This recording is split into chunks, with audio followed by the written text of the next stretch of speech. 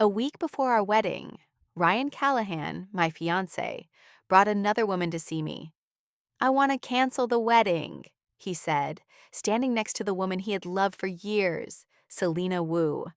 I didn't cry. I didn't protest. I simply looked at them both and nodded. All right.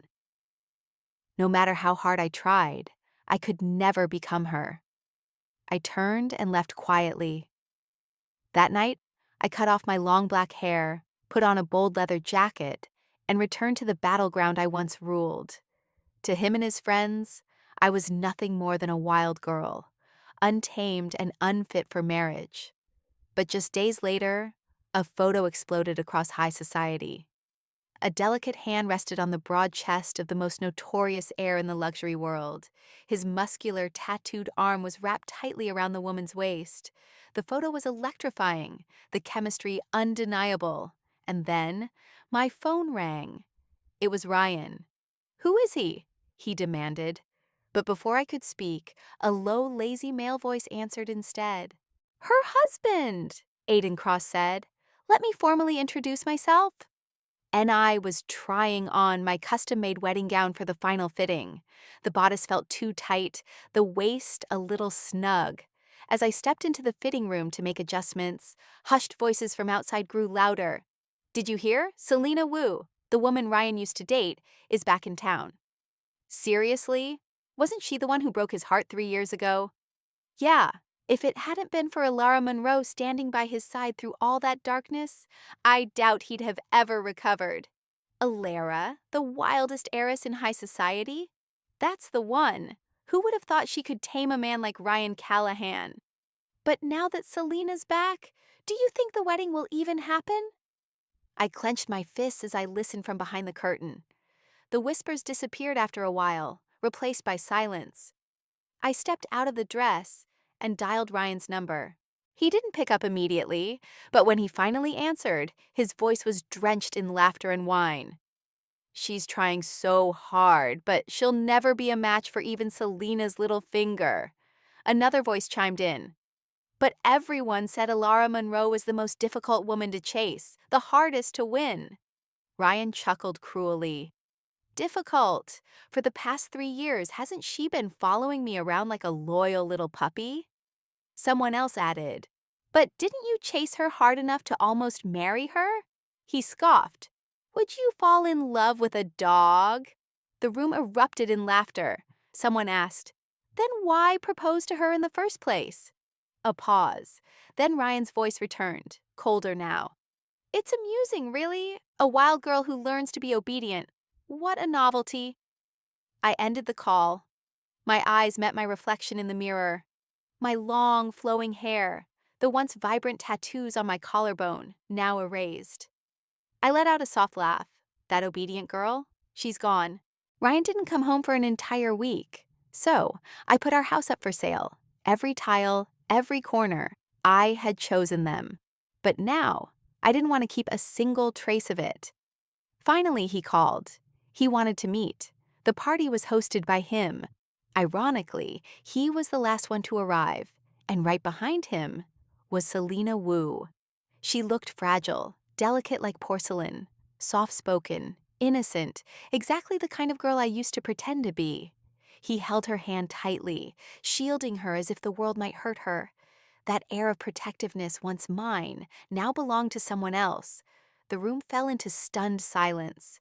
Everyone stared at me. I said nothing.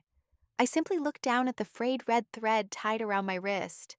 It was nearly torn. I smiled and pulled my lips into a faint curve. Finally, Ryan brought her to me. "Alara," he said. "I'm not going through with the wedding." I raised an eyebrow, calm. "You want to call it off?" He tightened his grip on Selena's hand, eyes filled with affection, as if she were the center of his universe. "Selena's back," he said. "I don't want to force myself anymore. No matter how well you pretend, you'll never be her. Don't you understand? I don't love you." I gave him a small nod. "Okay." He blinked, clearly startled by my lack of reaction. Maybe he thought I'd cry. Maybe he expected me to beg or at least break down. but I didn't. We were arranged by our parents, he continued. I've loved Selena for 5 years. I waited 3 years for her. She's been through too much. I want to give her a home. I picked up my purse. Are you done? He paused, then said, I'll take care of things with my family. You deal with yours. The wedding next week, it's off. I stood up and walked toward the door. Just as I reached it, his voice stopped me. Alara? I turned. He stood there, fists clenched so tight his veins bulged. You really have nothing to say to me? I hesitated. I wanted to tell him I was jealous. Jealous that the one he loved came back, while the one I loved never would. But instead, I said simply, Congratulations on your engagement. And I walked away. I walked straight into a nearby salon. My long black hair, grown out for 3 years, gone. What replaced it was a short, sharp cut dyed electric blue. As I stared at myself in the mirror, a thought flickered. For the first time in a long while, I looked like me again. Later that night, I went to a familiar motorcycle shop, the one I hadn't visited since the winter 3 years ago. Maxie was there, pushing a bike out the door. From the shop emerged a man, bare-chested, muscular, his eyes wide with disbelief.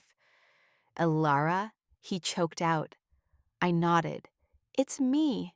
He stared at me, circling around like I might disappear if he blinked. I can't believe you're actually here. I looked at the 2 bikes parked at the front. One black, one white. I laughed. You still have them? Maxie nodded quickly. Every day I clean them, polish them, they're just like new. You could hit the road any moment. He hesitated. Planning to go somewhere? I shook my head. Just out for a ride, alone. I swung my leg over the bike. The engine hummed to life, vibrating beneath me like an old friend finally waking up. It had been too long. For a moment I turned to glance at the second motorcycle, the black one. A memory hit me so hard, it stole my breath. Maxie noticed. His voice trembled.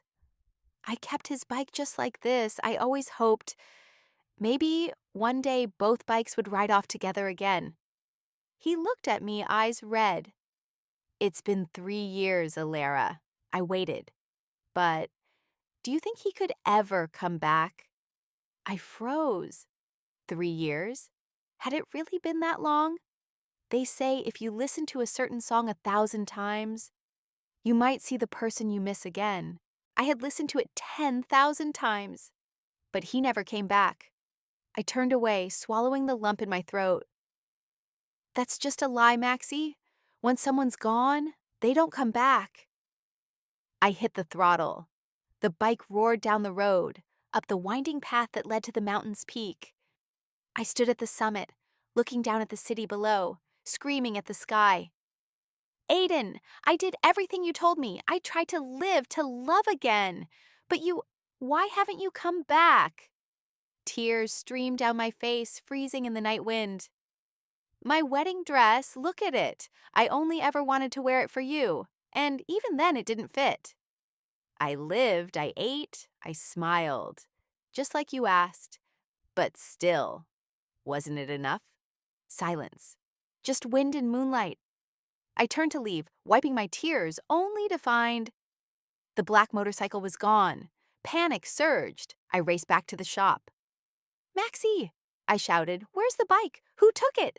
Behind me, a single motorcycle horn blared. My heart stopped. I turned. Under the golden street lamp stood a man, leather jacket, all black, leaning casually against the motorcycle. His eyes, sharp, familiar, watched me. That smirk, that voice. Still crying so easily, little Pepper? In that moment, time bent backward. To the very first time we met. I was 15 the first time I met Aiden Cross. That day my parents were fighting again, screaming, throwing blame, and for once, agreeing only on one thing, punishing me. I took the beating without a word and ran out of the house, hiding in a quiet alley, crying until my chest hurt. Hey! A lazy voice broke the silence. Who's this little firecracker crying all alone? I looked up. A boy stood there, arms behind his head, a crooked grin on his face. He sat beside me and handed me a tissue. "You don't have to tell me what's wrong," he said, "but I can sit here with you if you want." We were both 15, strangers, but somehow he made me feel seen. Later, I found out he was the notorious leader of a nearby high school. Wild, violent, unruly, a bastard child, they said. And yet, he became my everything. He took me to mountain peaks to watch the stars, introduced me to his wild pack of friends, gave me the warmth I'd never felt at home. "Live as your true self," he told me once. "There'll always be someone who loves you exactly the way you are." Whenever I fought with my family, he was there, wrapping his arms around me, letting me scream into his chest until I calmed. He fought my battles, protected me, and I stood by him too. "You're not a bastard," I told him. "You're Aiden. That's enough." They said he was cold and heartless, but only with me was he gentle. Two souls, both drowning, found each other in the deepest part of the sea. We grew closer, fell in love. After high school graduation, the whole gang celebrated with a wild night ride to the mountain summit. In the chaos, Aiden grabbed my hand, pulled me into the woods, the stars above us, the wind whispering in our ears. "Alara," he whispered, "do you think we're running away?" I smiled. "Maybe, but it feels free." We kissed under the stars like it was forever. And for a while, it was. We went to the same college, joined the same racing team, won countless tournaments. Aiden had a magnetic pull, confession letters, secret admirers, his name on every gossip board. To keep me from getting jealous, he bribed the campus radio to read out love letters he wrote to me every single day. "I'll write one every day just so you never doubt," he said. He was my safe place, my fire, my home. But then everything changed. Everything started changing just before graduation. At first it was subtle, shadows in his eyes, silence in his voice. He'd stare into the distance as if caught in a battle I couldn't see. Sometimes, when we walked down the street, flower pots would fall dangerously close. Cars would speed past too near. I thought it was coincidence. I was wrong. One night Aiden asked me, "If one day I disappeared, what would you do?" Without hesitation, I said, "I'd follow you." "I'm serious, Alara. So am I. I don't care where you go. Without you, I don't know how to live." He sighed, holding me tighter than usual. "Promise me that even if I'm not by your side, you'll keep living. You'll find someone who loves you, get married, have kids." "No." I buried my face in his chest. "I told you. I won't wear a wedding dress for anyone but you." He gently rubbed my head. "My stubborn little queen. What am I going to do with you?" "Be with me," I said. "That's all I ask." He smiled. "If one day you do get married and the groom isn't me, I'll come steal you back." That night, he promised me everything: victory, a proposal with a trophy, a love that would never break. But he didn't know. His time was running out. The fall, on the day of the final race, the stadium roared with cheers. It was summer, hot, loud, alive, and then everything stopped. On the giant screen, I watched in horror as Aiden's motorcycle lost control and flew off the edge of a cliff, an explosion of fire. And then, silence. No heartbeat, no breath, no Aiden. After Aiden's accident, I fell apart. Depression swallowed me whole. My arms bore scars from nights I wished I wouldn't wake up. If the housekeeper hadn't found me in time, I might not have. When I was finally saved, my parents said coldly, "You're being dramatic? A pampered girl like you, depressed? Over what?" They never understood, never tried. Why bring me into this world if they didn't intend to love me? But then, their company hit a financial crisis, and suddenly, I was useful again. "Marry Ryan Callahan," they demanded. "The Callahans can save us." I refused. They threw Ryan's photo in my face. "If you want to die, just go ahead. But don't drag us down with you," they snapped. And I stopped resisting. Because Ryan looked just like Aiden, especially his eyes. In that moment, it felt like drowning in grief, only to be thrown a lifeline made of illusion. I met him. He left his number. He reached out first, so I followed. He said he liked long hair. I grew it out. He liked white dresses. I wore them. He didn't like girls who smoked. I quit. He hated motorcycles. I gave up riding. To everyone, Alara Monroe, the once reckless heiress, had become docile, tamed, in love. Even Ryan believed it. But the truth? I was surviving. Because every time I looked at him, I could pretend, just for a second, that Aiden hadn't left me. The wedding was only days away. But I had already posted the first photo of myself in 3 years, standing beside my old motorcycle, short blue hair dancing in the wind. Underneath, a comment caught my eye. From Ryan. Who would marry a wild girl like that? I didn't even let him finish his call. "You don't need to worry," I said flatly. "You're not the only one who wants to cancel the wedding." But even as I hung up, my heart ached. Not for him, but because I knew I'd never see that soft, lazy smile again, the one that only Aiden had. My phone rang again. It was Ryan. "If you can accept Selena's presence," he said, "I'll still marry you. But I'll never love you. Understand?" I smiled bitterly.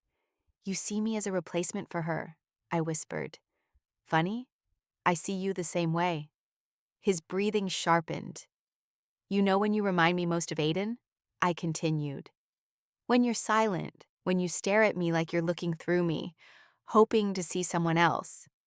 I don't blame you, just like I don't blame myself. But let's end this game of substitutes. You don't owe me anything, and I don't love you." Ryan hung up on me. That night I swallowed 2 sleeping pills. Because in my dreams, Aiden still lived. The next morning, Maxie called. "Alara," he said, "there's a local race today. Everyone's going. You should come." I lifted my head, staring at the sky. It wasn't my world anymore.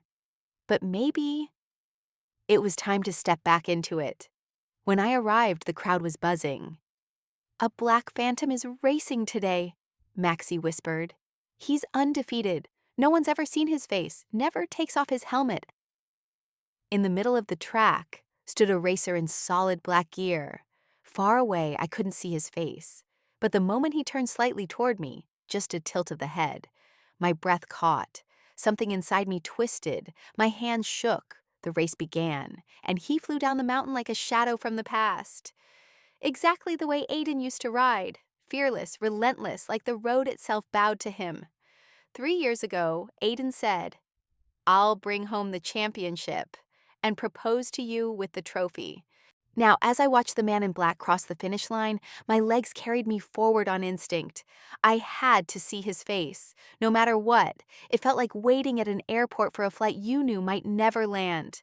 I stood near the award stage, holding my breath for what felt like a lifetime. Then, the screen flashed his name. The winner, the Black Phantom.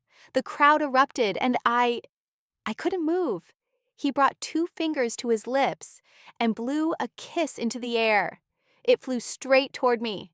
My heart burst open. I used every connection I had to get backstage. I had to know. I had to see. And finally, there he was, standing still, helmet on, completely silent. I walked up to him, voice trembling. "Can you take off your helmet?" He didn't move, didn't speak. But his presence, his build, his posture, it was him. It had to be. My hands were shaking. Then finally, a low voice whispered, "Sorry." My world froze. Not him, not Aiden. It wasn't him. I turned to leave, vision blurring. But then a hand grabbed my wrist. I looked down, long fingers, a strong arm, a red string around his wrist, old, frayed, identical to mine. A single tear slipped onto the back of his hand, and then he lifted his hand, unlatched the helmet, and there he was. Aiden. His smile. That damn smirk that lived in my dreams for 3 years. "Alara," he whispered, "you really didn't recognize me?" I couldn't hold it back anymore. I crashed into his arms and sobbed. "You're late," I choked out. He laughed softly, holding me tighter than ever. "I heard my little wild girl was getting married," he murmured. "Of course I had to come steal the bride." His voice cracked, just a little, just enough to break me all over again. I clung to him, terrified that if I let go, he'd vanish, that he was just another dream. But this time, it was real. That night, under blinding stage lights, he stood before everyone, trophy in one hand, a small velvet box in the other. "I made a promise," he said into the mic, his voice steady yet low, "that I'd bring home this cup and kneel before the woman I love." Then he turned to me, dropped to one knee, and opened the box. Inside was the engagement ring I had once dreamed of. "Alara Monroe," he whispered, "will you marry me?" My vision blurred. All I could do was nod, crying, laughing, collapsing into his arms as the crowd cheered. Later that night we were alone. He held me tightly in bed, fingers tracing every scar, every tear-stained memory. And finally, he told me everything, his truth.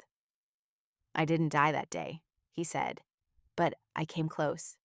They faked the accident. My mother, my real one, set it up." I turned to face him confused. She used to be a socialite too. Fell for my father, Ryan's father, but then his mother drugged him, got pregnant, forced a marriage. Mine was cast aside, but not for long. When she found out she was pregnant too, she swore I would take everything back, that I would become the heir they tried to erase. Aiden's voice grew heavy. "She sent me abroad, trained me like a machine. I slept 2-3 hours a night, lived in offices, boardrooms, board tracks. All I wanted was to come back to you." He paused. "She threatened you, Alara. That's why I left, to keep you safe."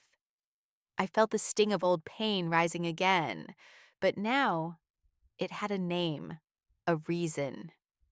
"You were gone," I whispered. "But I kept waiting." "I know," he said, pulling me closer. "Every day I woke up with your name in my mind. And every night when it got too hard, I'd drive like a man possessed, because I needed to win, needed to come home." He placed a kiss on my forehead. "I promised you a proposal with the trophy. I couldn't show up without it. Tomorrow, I would wear the dress made just for me, fit perfectly, down to every curve and line. And this time it wouldn't be for a stranger with Aiden's face. It would be for him, the man who came back from the dead to keep a promise, the only one I had ever truly loved." The day after the race, the world exploded. The photo, me in Aiden's arms, his tattooed hand wrapped tightly around my waist, spread like wildfire across social media and the racing world. Some said I was the heiress of a broken engagement. Others whispered that I had tamed the wildest champion alive. But all I knew was this: for the first time in years, I was exactly where I belonged. That morning I stood before the mirror in the wedding dress Aiden had custom designed for me. It fit perfectly. "How did you know my size?" I asked, wiping away a tear. He grinned, adjusting his tie. "Because I know you haven't been eating properly again." He looked different now, still handsome, still reckless, but there was a new calm in his eyes, a man who had fought his demons and won. He wrapped his arms around me from behind. In the reflection, we looked like something from a dream. "I waited so long for this day," I whispered. He kissed the corner of my eye. "Then let's make it ours." When I returned home that evening, my parents were waiting, furious. My mother gasped at my blue hair and open-back dress. Is this how you expect the Callahans to accept you? My father barked. Call them, apologize, beg Ryan to take you back. You're not marrying anyone else. I didn't flinch. Why should I apologize? I asked calmly. Ryan was the one who canceled the wedding. I simply accepted it. My father slapped the table. Stupid girl. Even if Selena has a past, even if she's divorced, you don't walk away from a Callahan. Your position as the future Mrs. Callahan is worth more than your pride. He hurled a teacup. It shattered, slicing my cheek. Blood trickled down. I didn't move. I'm done, I said. You two have never loved me. You only care about what I can offer. But now I've chosen something else, someone else. My father exploded. You want to ruin us? That bastard's dead. You're mourning a ghost. I stood tall. Then let the ghost marry me. I turned my back on them and walked out, for the last time. The next day, Aiden made it official. He revealed his identity to the world, the bastard son, the hidden heir, and the man who had single-handedly taken down the Callahan empire from within. Everyone was stunned, especially Ryan. He called me. Alara, who is he? Aiden took the phone from my hand. This is Aiden Cross, he said coolly. Her legal husband.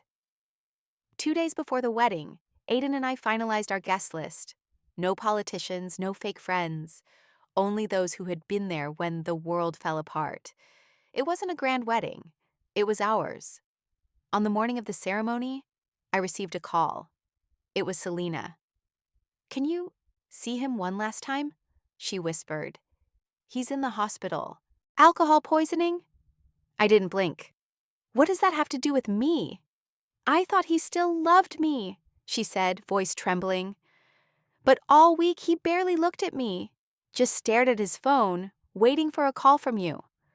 I closed my eyes. He thought if he pushed you away, you'd fight for him, but you just left. I opened my mouth.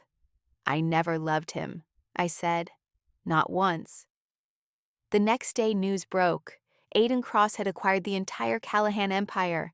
The world learned of the hidden son, of the broken engagement, of the heiress who walked away from everything and found everything she ever needed. That evening, Aiden and I stood at the edge of the mountain, overlooking the city lights below. He slipped a jacket over my shoulders. Ready? He asked. I nodded. We got on our motorcycles, black and white like always. Behind us, our friends laughed, revved their engines. Ahead of us, the road curled like a ribbon through the night. The wind whipped against my face. I turned my head. Aiden was smiling, just like the first time. He reached out, took my hand. Let's run away, he whispered. I laughed through my tears. Let's. And under the starlit sky, I kissed him. He kissed me back, deep, fierce, and real. We weren't the same people we once were. We were better, because now we had each other. Alara Monroe, he said one night as we lay tangled in sheets and dreams. Thank you for not giving up. I smiled. You came back to me. He kissed my forehead. I never stopped coming back. And just like that, the wild girl who was never meant to be a bride became a wife to the only man who ever made her feel free.